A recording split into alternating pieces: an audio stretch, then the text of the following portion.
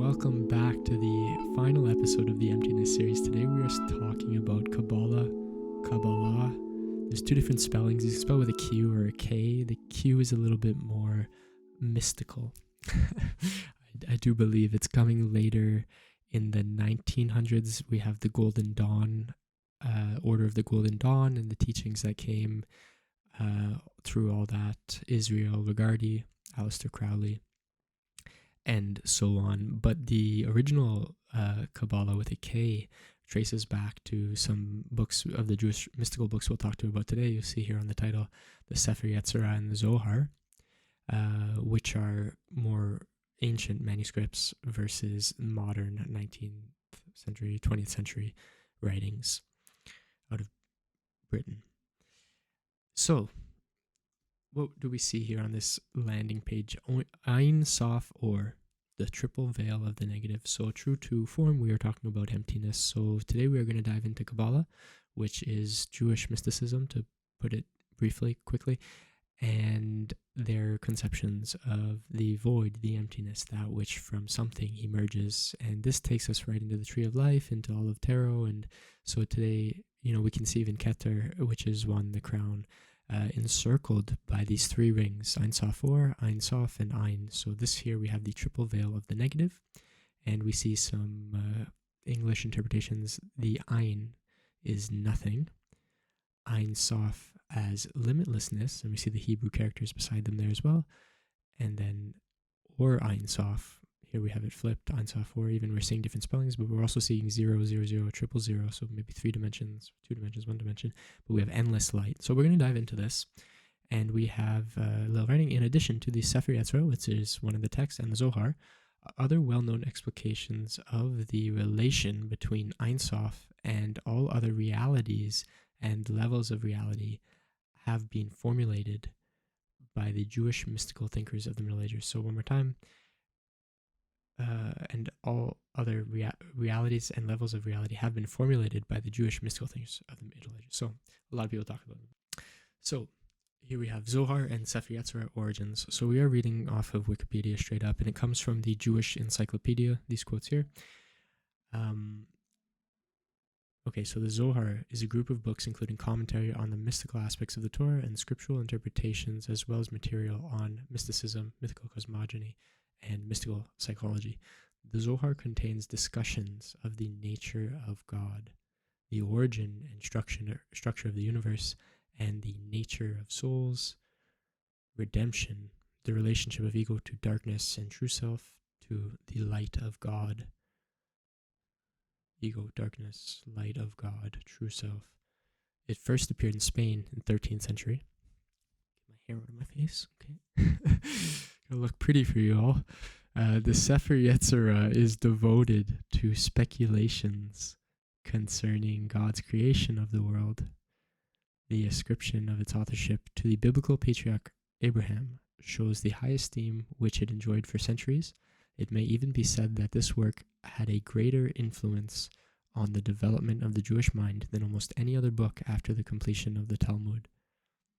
So that's interesting. So this one, it seems, concerning God's creation of the world, whereas the other one is the nature of God. So one seems Zohar is on the God, and then SEFER. So here we have SEFER, which is, if we continue to study, we'll find the word Sephirah, which means numbers, and they're the spheres of God's energy.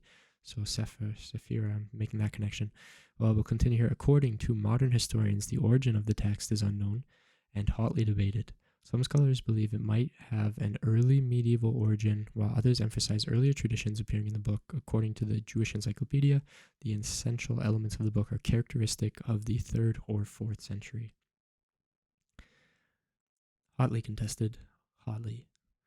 So, and then we have a title page that comes from 1562. And we have these pillars. So we talked about the tarot, tree of life. We have these pillars left and right, and then we have this archway, doorway, flame-looking thing at the top, some writing. Interesting. Okay, how creation began. Tzimtzum. This comes from the book Total Qabalah by Maggie Whitehouse. It's on page 16, if you want to follow along at home. Kabbalistic legend says that God wished to behold God.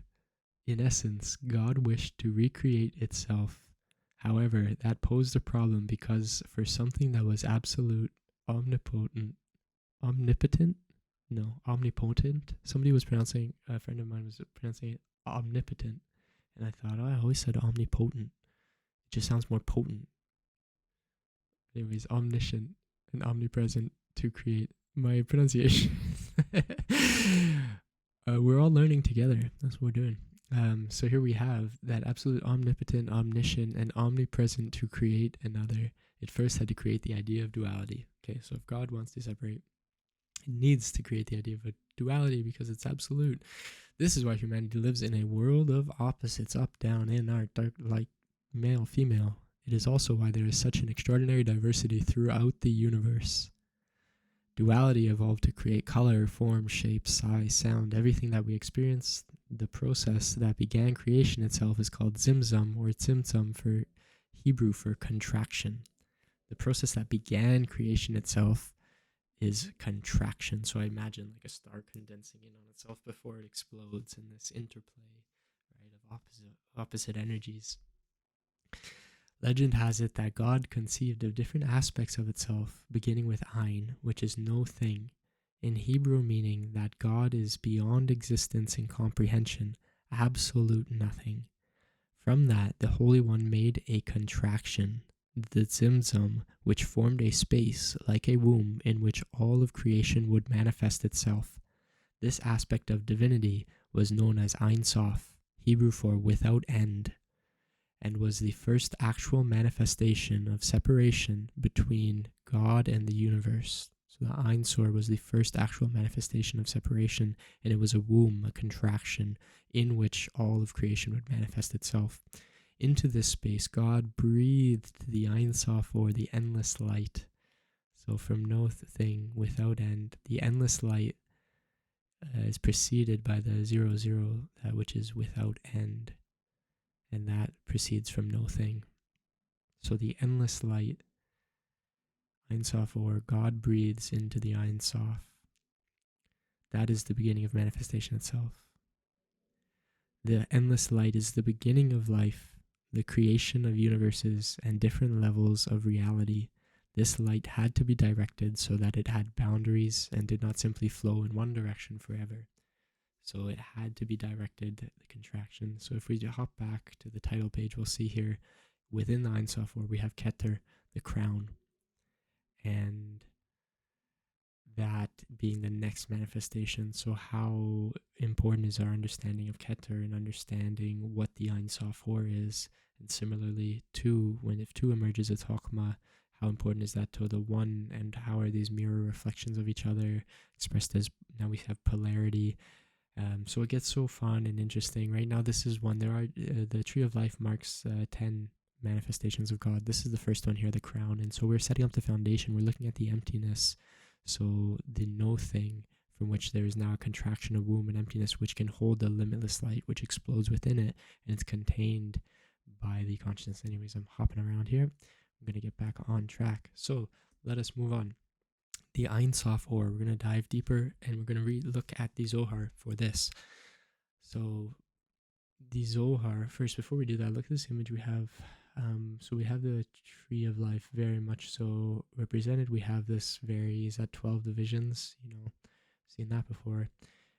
At the top, the crown, that's even the Ain Soph arguably, but we're seeing these three-pillared structure, descending triangles, all kinds of stuff, and then it moves down. We have all kinds of different expressions of these circles, and I don't know what a lot of it, but I can interpret it. Anyhow, let's hop back into the words. The ZOHAR explains the term Ain Soph as follows. Before he gave any shape to the world, before he produced any form, he was alone, without form, and without resemblance to anything else. Who then can comprehend how he was before the creation? Hence it is forbidden to lend him any form or similitude, or even to call him by his sacred name, or to indicate him by a single letter or a single point.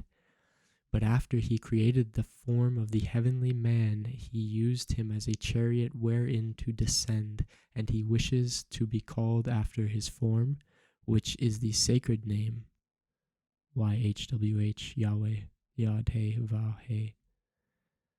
In other words, Ain Soph signifies the nameless beginning. Got a little Irish in me, apparently.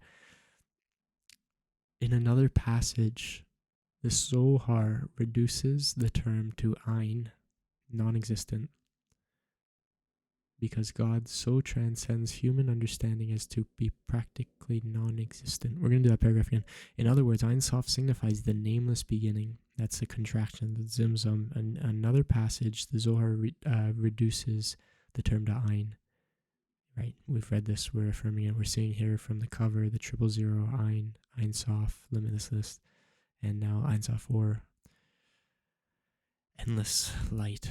So we're seeing this nothing, which is the Ain, which is practically non-existent. And then the limitlessness, which is the contraction, and then the endless light. Let's keep looking. Concerned that misinterpretation could lead to the idolatrous belief of duality or multiplicity in God, the Qabalists frequently stress that the SEFER are bound up in the Ain Soph, and that without the Ain Soph, the SEFER have no existence. So look, even what we were talking to before, and this is not blind, in Ain Soph, the next one was Ain Soph Aur. What were we talking about? I was making a good point. We are talking about SEFER, YETZIRAH. I'm making a distinction that's not, I'm making an association that's not there. So let's just continue. SEFER are bound up in the Ain Soph. The SEFER are bound up in the Ain Soph, meaning that all of the energy, the manifestation of God must come from that singular Ain, which then contracts itself, Tzimtzum, as Ain Soph, womb, for all of which material creation can come, and then it's light expressed as Keter and Da'achma Bina, creating the spiritual reality. But that is a later lesson. If you are interested, you continue to look at the Tree of Life and the SEFER upon it. But they are all bound up in the Ain Soph, which we must remember and not get lost in the duality. We continue. We are wrapping it up though. Ain Soph Aur, Ain, the fabric of consciousness in its original state of undifferentiated consciousness, a state of eyeless, egoless bliss. Ain Soph, the fabric of consciousness as it existed after the initial intensification of consciousness and the consequent self-realization of I, but before the initiation of emanation. Ooh, so it has the consequent self-realization of I, but it's before the initiation of emanation. Wow, I am seeing this as we're going here. I hope you're with me. And it's once a monad existed in the fabric, right? Consciousness became differentiated. It is okay. Ain Soph Aur, the fabric of consciousness, as it exists during the perpetual and eternal emanation, unfolding of physical creation, emanating consciousness. So the Aur, it is the, okay. So it's the consequent, the Ain Soph is the consequent self-realization of I, but before the initiation of emanation. All right. That is that's it. And so we have a great starting point. Should we could continue into Keter, Bina, Hakama, and so forth with Hesed, and Geburah, and Tifereth, and Netzach, Hod, Yesod, and Malkuth, and how those different manifestations of God are expressed on the Tree of Life through tarot. And then we can look at all kinds of associations and triplicities and quadruplicities. We look at the dualities of yin and yang and how they express as oppositions in the hot and wet, dry and cold, and that takes us into astrological thinking, and all the while grounding it in the awareness that is moving our minds back to alignment, atonement with the all. as we revere life and continue existing in harmony. There's a beautiful quote that comes from this, the harmony of the universe is this. So this is the harmony of the universe, that love unites the will to create with the understanding of that creation, so that our will is married to understanding. If we are truly aligned with the understanding of the law of nature, the truth, reality, then, and if our will, if we can acknowledge that, let's say, light masculine principle of will and the understanding of all the world of material nature, just the world of the law which structures everything. So if the will and the understanding are connected, so that is love. Love unites the will to create with the understanding of the creation, and that is the harmony of the universe. Love, that will and understanding are connected. I bring that up because of the tree of life and all that stuff, and how that pathway is really expressed by the Empress, which is associated with the letter D, Dalet, which means door, and it is the pathway between Hakma and Keter, Hakma and Bina, being points 2 and 3, and here we have Keter 1. Anyhow, I wanted to talk about emptiness, and here we have the Ain, and the Ain Soph as that self-realization, but before any emanation. Yeah, it's very cool. You can put your mind there.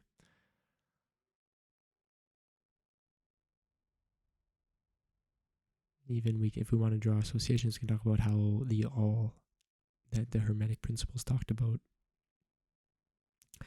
that omnipresent, omniscient consciousness.